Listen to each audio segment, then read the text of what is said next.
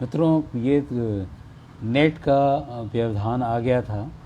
उसने मुझे थोड़ा सा डिस्टर्ब किया। मुझे लगता है कि आप सब फिर से इसमें अगर आ पाते हैं तो आपका मैं स्वागत करता हूं।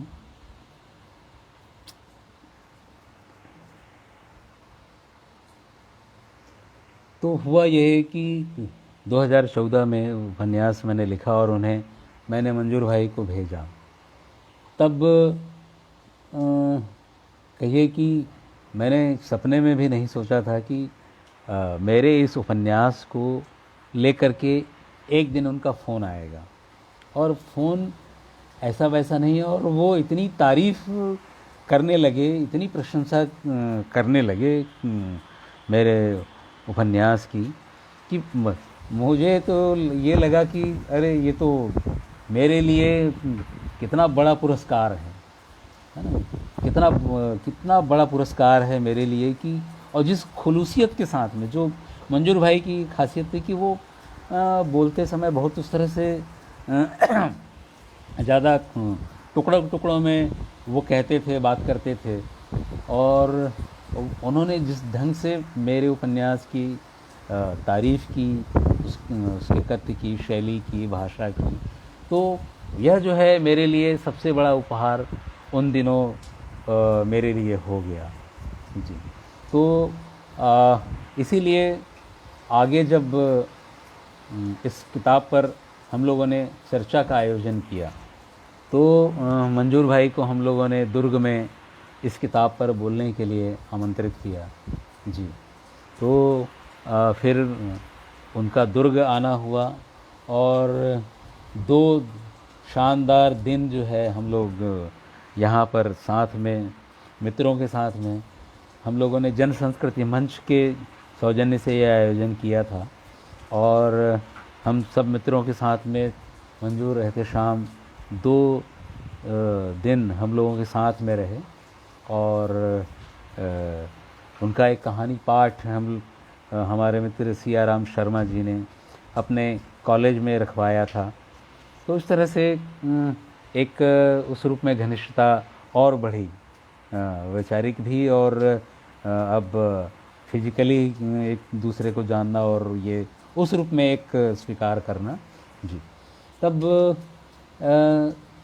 मंजूर भाई को मुझे लगता है कि एक सुख तो ऐसे रचनाकार को देखने का भी होता है जो दिखने में इस तरह के खूबसूरत आला और आला दर्जे की एक शख्सियत हो, जो जिनके साथ इतनी कहीं कहना चाहिए कि इतने श्रेष्ठ लेखक होने का एक ये तो उनके लिस्ट में शामिल ही है, लेकिन उसके अलावा वो बड़े खूबसूरत दिखने में, और लाल पूरे उनके त्वचा का जो रंग है कि उसको उनको देख करके हमारे एक मित्र, कवि मित्र हैं घनश्याम त्रिपाठी जी, तो उनके मुंह से बेसाख्ता हम लोगों के बीच उन्होंने इसको कहा था कि अरे मंजूर भाई, अरे वो तो भाई जैसे खरगोश का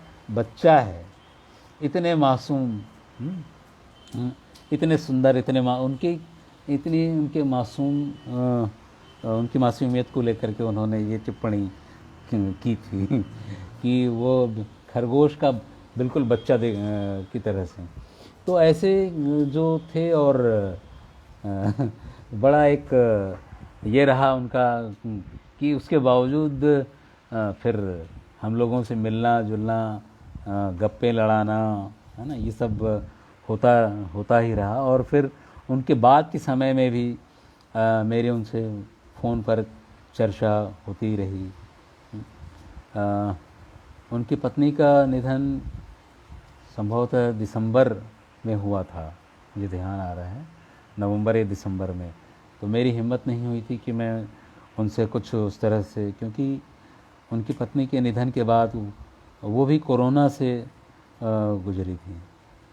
और देखिए कि आज ही मैंने एक नोट पढ़ा, ये है कि विष्णु नागर जी ने जो केसवानी जी के निधन के बाद में लिखा है कि उन्होंने इस बात को साझा किया है कि मंजूर एहतेशाम जी की पत्नी का निधन हुआ, तब उनके जो मित्र राजकुमार केसवानी, जो दुर्भाग्य से कल उनका निधन हो गया, तो उनके साथ शमशान जाने वाले उस कोरोना प्रोटोकॉल में राजकुमार केसवानी जी ही साथ में गए थे और उनके बहुत अभिन्न मित्र थे। तो ऐसा दुर्भाग्य है हम लोगों का और इस कोरोना के चलते कि अपनी पत्नी के गुजर जाने के बाद में वो ज़्यादा दिन तक नहीं रह सके, और मुझे लगता है कि एक भीतर जो टूटन थी वह भी किसी तरह से इन चीज़ों को अंजाम देने में अपनी भूमिका उसने निभाई है। कोरोना तो है ही निश्चित रूप से, लेकिन बातचीत मैंने की थी उस दरमियान भाभी जी के गुजर जाने के बाद, तो एक अवसाद बहुत स्वाभाविक है, जो इतना संवेदनशील रचनाकार है और जिनका रोज़ अपनी जीवन संगनी को गंवा देने के बाद में क्या दशा होगी, इसकी तो हम लोग सिर्फ कल्पना कर सकते हैं। तो एक अकेलापन जो तारी होता है, और वो भी कहीं न कहीं मुझे लगता है कि एक अवसाद की स्थिति में इसने उनको डाला।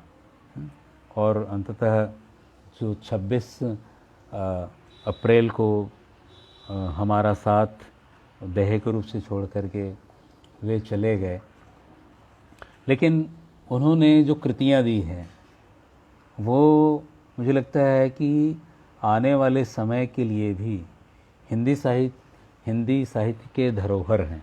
उसको उस रूप में ही हम लोग देखेंगे, क्योंकि उनका जो विज़न है, मंजूर भाई का जो विज़न है, वह एक बहुत बड़ा उनका विज़न रहा है हर उपन्यास में। उनका पहला जो उपन्यास जो रहा है कुछ दिन और, फिर उसके बाद जो बशारत मंजिल आया, पहर दोपहर आया, और दास्ताने लापता, और फिर ये आपका मदरसा। और उनसे जो बातचीत होती थी मेरी, तो वो बताते थे कि एक उपन्यास पीरियडिक जैसा है ये उपन्यास, वो लिखने में लगे हुए हैं, जो कम से कम 200-300 सालों का जो भोपाल का इतिहास रहा है उसको वो अपने नए उपन्यास में समेटने की कोशिश कर रहे थे। तो उसकी वो बताते थे कि यार इसमें इस तरह की दिक्कतें मुझे से मतलब जूझना पड़ रहा है कि भाई अब 1935 में जो साइकिल रही होगी या 1920 में कोई और भी जो चीज़ रही होगी, वो किस तरह की रहती रही होगी, उसको यानी दर्ज करना, उसे लिख पाना। तो निश्चित रूप से इन चीज़ों के माध्यम उस अध्ययन और कहना चाहिए अध्ययन शोध के माध्यम से ही ऐसी चीज़ों को आप बता सकते हैं। तो दुर्भाग्य से उनका यह जो काम है वह नहीं हो पाया, पूरा नहीं हो पाया। तो अब वो हमारे सामने पता नहीं, अब वो किस शक्ल में है मुझे नहीं पता, किस रूप में है। वो आने वाले समय में वो किस तरह से, अगर वह किसी तौर से लिखा गया हो तो वो हमारे सामने आ जाए, जितना भी हिस्सा हो उसका। तो ये मंजूर भाई के विषय में कुछ जो मेरी बातें थी वो मैं आपके सामने रख रहा था। और जिसका मैं कह रहा था कि उनका जो मदरसा जो उपन्यास है, बस 5 मिनट में मैं अपनी बात में समाप्त करूंगा। 5 मिनट के भीतर कोशिश करता हूं कि यह जो है मदरसा नाम का जो उपन्यास है, यह एक दूसरी ही ज़मीन पर काम किया है मंजूर भाई ने। इसमें इसको कह सकते हैं कि यह जो है सूखा बरगद की ही अगली कड़ी है। सूखा बरगद की ही अगली कड़ी है, जिसमें वो कुछ अपने समय के इतिहास को खंगालने की तरफ जाते हैं। कि जैसे इसमें जो पात्र है साबिर नईम, वह उसका जन्म जो है 1947 में हुआ है। मंजूर भाई का जन्म जो है 1948 में हुआ था। 3 अप्रैल 1948 को हुआ था। तो और तो ये उनके जो ये पात्र हैं साबिर नईम, वह लगभग आज़ादी के दिन के आसपास पैदा हुए हैं। और उस समय की जो भारत की जो दशा थी उसको उसमें उन्होंने जानने समझने की इस उपन्यास में कोशिश की है, जिसका मदद और इस बहाने इस बीच में जो पूरे बदलाव आए हैं, यह उपन्यास सूखा बरगद के आगे के समय तक जाता है, जिसमें और बहुत तेज़ी से तब्दीलियां हमारे समाज में हो रही हैं। और उसको कैसी सोच लोगों की बन रही है, तो ये चीज़ें उसमें आई है। मतलब इसमें जो साबिर नईम है, उनकी पत्नी वो पिंकी नाम से एक पंजाबी लड़की थी। उसने जो है खुद साबिर नईम से लव मैरिज की। तो ये इसमें लव मैरिज को करने में एक उन्हीं का जो साबिर नईम से अधिक पिंकी की भूमिका थी, जिसका उस पिंकी ने फिर धर्म परिवर्तन मतलब किया। तो उसको लेकर के जो साबिर नईम है, वह जो है वो बड़ा महत्वपूर्ण बात ये उसमें आती है कि अपने प्रेम को लेकर के और धर्म परिवर्तन, अपनी पत्नी के धर्म परिवर्तन को लेकर के साबिर नईम के भीतर एक असहजता है और एक गुस्सा भी है कि भाई ऐसा क्यों कि जो वो जिस धर्म में है उसी में रहे और मैं जिस धर्म में हूँ उसी धर्म में रहूँ, ये धर्म में अदलना बदलना क्यों। लेकिन यह जो है पिंकी की मर्जी से होता है। तो उसको किस तरह से जो कौमें हैं, एक जो एक कौम है किसी दूसरे कौम की, दूसरे धर्म की स्त्री को ब्याह करके लाने को कैसे जीत के रूप में देखते हैं। ये छोटे अनपढ़ लोगों की बात नहीं कर रहे हैं मंजूर भाई, वो ये भी बता रहे हैं कि पढ़े लिखे लोगों में भी मतलब किसी दूसरे धर्म की लड़की को ले आने से वैसे ही खुशी होती थी कि जैसे उन्होंने कोई बड़ा मैच जीत लिया हो। या आमतौर पे जैसे जो हम लोग कोई अगर मुस्लिम लड़का किसी हिंदू लड़की को ब्याह के ले आता है तो कह दिया जाता है कि अरे तुमने तो पाकिस्तान को जीत लिया या पाकिस्तान को नीचा दिखा दिया। तो ऐसे कुछ बिंदु उसमें आते हैं। उसमें मतलब उस साबिर नईम को इस बात का अफसोस है कि मैं उसके धर्म की स्वतंत्रता की रक्षा करने में सफल क्यों नहीं हुआ। यह जो है और मरियम को नमाज पढ़ता देखने लोग यूं जमा होते थे जैसा वह कोई तिलस्मी कारनामा हो। तो यानी कि मज़े की बात यही है कि चाहे कितनी भी ऐसी विडंबना वाला समय हो, मंजूर भाई के अंदर एक ह्यूमर जो था, सेंस ऑफ ह्यूमर जो है वो बहुत ऊंचे दर्जे का था, बहुत आला दर्जे का, कि आप से बात करते करते वो ऐसा उदाहरण लेकर के आ जाएंगे कि आप हंसी से दोहरे होने लगेंगे।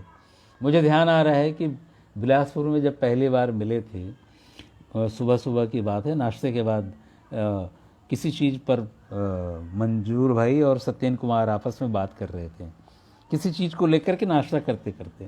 तो उसमें पता नहीं कैसे किसी छिपकली के उसका पूंछ कटने के बाद उसकी जो तड़फड़ाहट है उसका जिक्र आ गया। तब मंजूर भाई ने जो कहा था, मुझे बहुत अच्छे से ध्यान है, उन्होंने वो कहे कि देखो छिपकली का पूंछ कट जाता है, छिपकली की पूंछ कट गई, उसके बाद फिर देखिए कि उसकी जो छटपटा मतलब उसकी जो बेचैनी है या उसका जो पूंछ है उसको देखिए, भाई साहब कैबरे फेल है। उनका ये कहना था कि उस छिपकली की कटी हुई पूंछ की जो छटपटाहट है, देखिए वो कैसे कैबरे करता है। तो ये इस ढंग का उनका जो कॉमिक मूड है वो जब तब हम लोगों की सामान्य बातचीत में जिस तरह से उछल करके आता था वो बहुत मज़ा देता है। और मुझे लगता है कि यही जो जिंदा दिली है वो उन्हें मंजूर है, मतलब एक विट के साथ में उनको हम लोगों का प्यारा इंसान और प्यारा रचनाकार बनाता है। मसलन एक कहानी में कोई किरदार आता है कि जो बेरोज़गार है, कुछ शिक्षित है, 8वीं 10वीं पढ़ा हुआ, और उसको अपनी रोजी रोटी के लिए किसी अधिकारी के घर में पुताई का काम करना पड़ता है। तो वो उस पुताई के काम के लिए वहाँ जाता है। तो वहाँ अधिकारी की लड़की है अलका नाम से।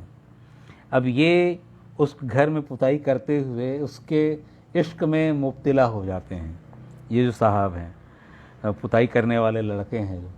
तो वो इस जोम में अपनी जो उनकी ज़बान में आती है वैसी शायरी वो शुरू कर देते हैं। तो वो जो शेर वो शायरी करते हैं, वो साक्षात्कार में वो कहानी छपी थी, मैं वह शीर्षक भूल गया, साक्षात्कार नाम की पत्रिका में यह कहानी छपी थी। तो वह जो मियाँ जो शायरी करते हैं वह कुछ यूँ है कि लड़की का नाम अलका है। तो वो शायरी कर रहे हैं साहब कि तेरी याद में ऐ अलका, तेरी याद में ऐ अलका, मुझे होश नहीं रहा कल का। तो ये इसे पढ़ कर के मैं कितनी देर हंसा था, अंदाज आप लगा सकते हैं कि ये कहाँ कहाँ से ऐसी जो चीज़ें हैं खोजबीन करके मंजूर भाई अपनी कहानियों में, उपन्यासों में इस तरह से चीज़ों को लेकर के आते हैं कि इतनी सहजता से, जहाँ दिखे कि एक तरफ तो ऐसी जो सामाजिक जटिलता है उसकी तहों में उतरने वाला रचनाकार है, और वहीं इस तरह का जो सतह में हमको एक मज़े देने वाली जो चीज़ें हैं उसको वो लेकर के आते हैं। तो ये उसका एक दूसरा नमूना कि उन्होंने इस मदरसा उपन्यास में जो दिखाया है कि गालिब का एक जो दूसरा शेर है, पहली पंक्ति तो किसी शेर की दूसरी पंक्ति है, उसमें आता है कि मजनू मर गया है तो जंगल उदास है। हाँ, मजनू मर गया है तो जंगल उदास है। तो वो उसमें कोई पात्र आता है जो शायद पर्यावरण को लेकर के चिंता कर रहा है। तो वो कहता है कि पर्यावरण वालों को इस रूप में उसको लेना चाहिए कि जंगल मर गया है तो मजनू उदास हैं। ये तब मतलब बड़ा एक मकबूल होगा। तो गालिब के शेर को वो यूँ फेर बदल करके कि जंगल मर गया है तो मजनू उदास है। तो इस तरह से अपने लेखन में वो छेड़खानी, मस्ती, ये सब वो उनको लेकर के बहुत सहजता के साथ भी लाते थे।